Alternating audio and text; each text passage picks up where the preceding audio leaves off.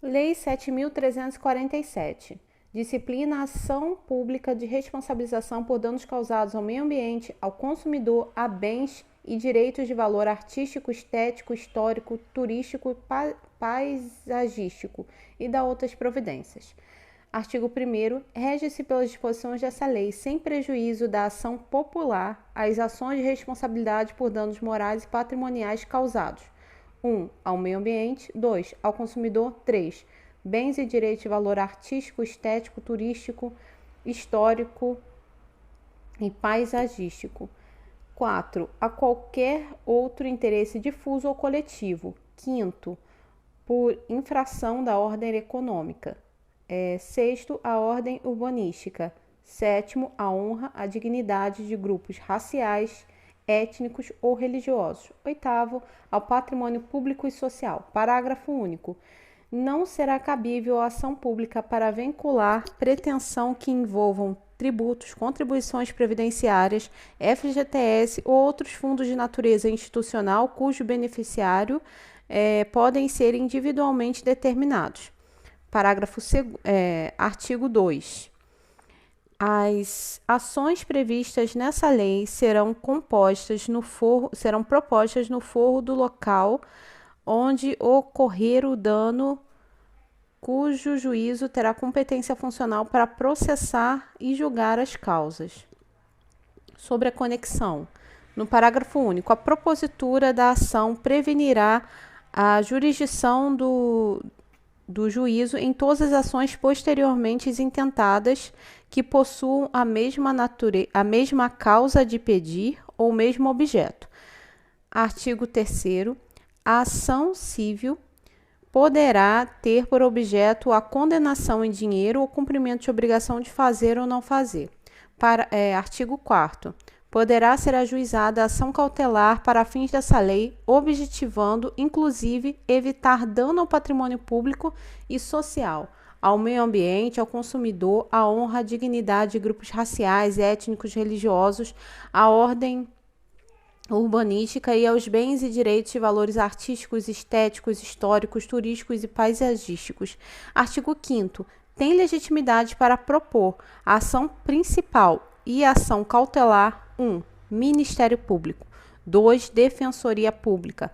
3. União, Estados, DF e municípios. 4. Autarquias, empresas públicas, fundações e sociedades de economias mistas. 5º. Associações que concomitantemente estejam instituídas há pelo menos um ano, incluam entre suas finalidades institucionais a proteção ao patrimônio público social, ao meio ambiente, ao consumidor, à ordem econômica, à livre concorrência, aos direitos de grupos raciais, étnicos, religiosos ou patrimônio artístico, estético, turístico, histórico, turístico e paisagísticos. Tem que ter concomitantemente essas questões para a associação poder ter legitimidade para propor a ação principal ou cautelar de ação civil pública. Parágrafo 1º. O Ministério Público, se não intervier no processo como parte, atuará obrigatoriamente como fiscal da lei. Parágrafo 2º. Fica facultado ao Poder Público e a outras associações legitimadas no termo desse artigo habilitar-se como litisconsórcio. Litisconsórcio pode, de qualquer das partes. Porém, tem que ser uma associação legitimada no item 5 anteriormente citado do artigo 5º. Em caso de desistência infundada ou abandono da ação por associação legitimada, o Ministério Público ou outro legitimado assumirá a titularidade ativa. Esse parágrafo cai muito em prova. Parágrafo 4º. O requisito de pré-constituição poderá ser dispensado pelo juiz, quando havendo manifesto interesse social evidenciado pela dimensão ou característica do dano ou pela relevância do bem jurídico a ser protegido. Parágrafo 5º. Admitir-se-á litisconsórcio facultativo entre os Ministérios Públicos da União, Distrito Federal e os estados na defesa de interesses e direitos que cuida essa lei. Parágrafo 6º. Os órgãos públicos legitimados poderão tomar dos interessados compromisso de ajustamento de conduta às exigências legais mediante combinação que terá eficácia de título extrajudicial. Então, o TAC poderá ser feito pelos órgãos legitimados e ele vale como título extrajudicial. Artigo 6º. Qualquer pessoa poderá e o servidor público deverá provocar a iniciativa do Ministério Público, ministrando-lhe informações sobre fatos que constituam objeto da ação civil, indicando-lhe os elementos de convicção. Artigo 7. Se no exercício das suas funções, os juízes e tribunais tiverem conhecimento de fato que possam ensejar na propositura da ação civil, remeterão a espécie ao Ministério Público para as providências cabíveis. Artigo 8. Para instituir a inicial, o interessado poderá requerer à autoridade competente certidões, informações que julguem necessárias a serem fornecidas no prazo de 15 dias. Parágrafo 1º. O Ministério Público poderá instaurar sobre sua presidência o inquérito civil ou requisitar de qualquer organismo público ou particular certidões, informações, exames e perícias no prazo que assinar, o qual não poderá ser inferior a 10 dias úteis. Parágrafo 2. Somente nos casos em que a lei dispuser sigilo, poderá ser negada a certidão ou informação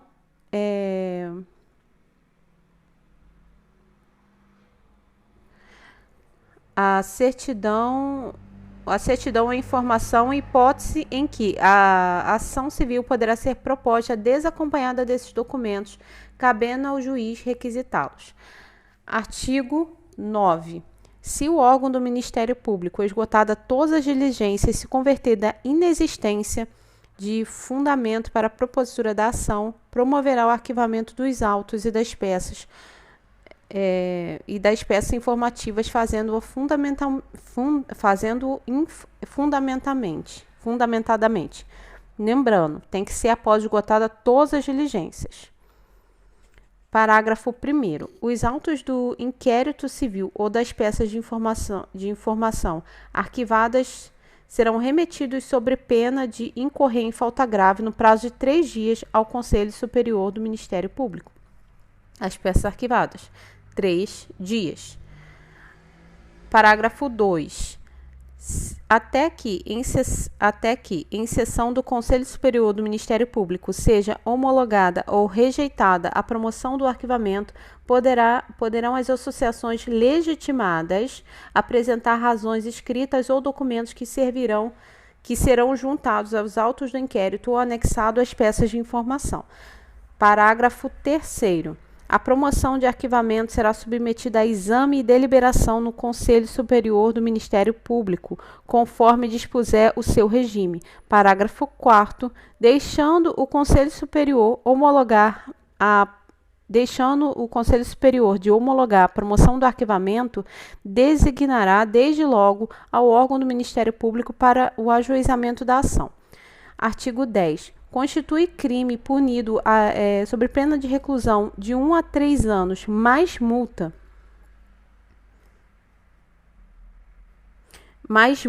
de 10 a 1.000 obrigações do Tesouro Nacional, a recusa ou retardamento ou omissão de dados técnicos indispensáveis à propositura da ação civil quando requisitado pelo Ministério Público.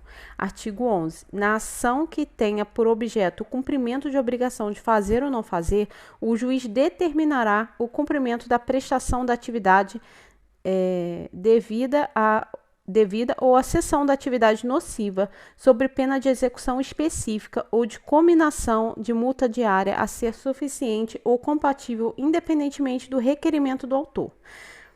Artigo 12. Poderá o juiz conceder mandado liminar ou com ou sem justificação prévia em decisão sujeita a agravo. Parágrafo 1º. A requerimento da pessoa jurídica de direito público interessada e para evitar grave lesão à ordem pública, à saúde, à segurança, à economia pública, poderá o presidente do tribunal, a quem competir o conhecimento do respectivo recurso, suspender a execução da liminar em decisão fundamentada, de qual caberá agravo para uma das turmas julgadas no prazo de 5 dias a partir da publicação do ato. Parágrafo 2º. A multa combinada liminarmente só será exigível do réu após o trânsito em julgado da decisão favorável do autor, mas será devida desde o dia em que houver figurado o descumprimento. Artigo 13. Havendo a condenação em dinheiro, a indenização pelo dano causado reverterá a fundo gerido pelo Conselho Federal ou conselhos estaduais, que participarão necessariamente o MP e representantes da comunidade, sendo seus recursos destinados à reconstrução dos bens lesados. Parágrafo 1º. Enquanto o fundo não for regulamentado, o dinheiro ficará depositado em estabelecimento oficial de crédito em conta com correção monetária. Parágrafo 2º. Havendo acordo ou condenação com fundamento de dano causado por ato de discriminação ética nos termos do disposto no artigo 1º desta lei, a prestação em dinheiro reverterá diretamente a fundos que trata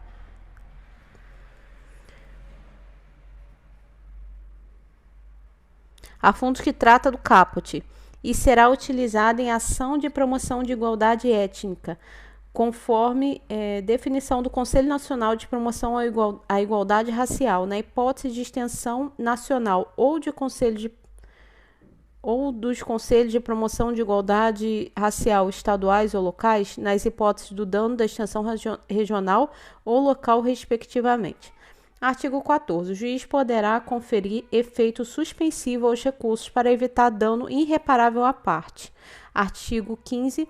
Decorridos 60 dias do trânsito em julgado da sentença condenatória, sem que deverá fazê-lo sem que a associação autora lhe promova a execução, deverá fazê-lo o Ministério Público, facultada igual iniciativa aos demais legitimados. Esse artigo também cai muito em prova. Decorrido 60 dias. Vou repetir. Artigo 15. Decorrido 60 dias do trânsito julgado da sentença condenatória, sem que a associação autora lhe promova a execução, deverá fazê-lo o Ministério Público, facultada a iniciativa aos demais legitimados. Artigo 13. A sentença cível fará a coisa julgada erga omnes nos limites da competência territorial do órgão prolator, exceto se o pedido for julgado improcedente por insuficiência de provas, hipótese em que qualquer legitimado poderá intentar outra ação com idêntico fundamento, valendo-se de nova prova. Artigo 17. Em caso de litigância de má-fé, a associação autora e os diretores responsáveis pela propositura da ação serão solidariamente condenados em honorários advocatícios e décuplo das custas, sem prejuízo de responsabilidade por perdas e danos. Artigo 18. As ações que trata essa lei não haverá aditamento de custas, emolumentos, honorários periciais e quaisquer outras despesas, nem condenação da associação autora, salvo comprovada a litigância de má-fé em honorários advocatícios, custas e despesas processuais. Em resumo, essa ação civil pública é gratuita, só não será gratuita se tiver litigância de má-fé. Artigo 19. Aplica-se à ação civil pública prevista nessa lei o Código de Processo Civil, naquilo em que não contrarie suas disposições. Artigo 20. O fundo de que trata o artigo 13 desta lei será regulamentado pelo Poder Executivo no prazo de 90 dias. Artigo 21. Aplica-se à defesa dos direitos dos direitos e interesses difusos e coletivos e individuais no que for cabível o título 3 da Lei do Código de Defesa do Consumidor.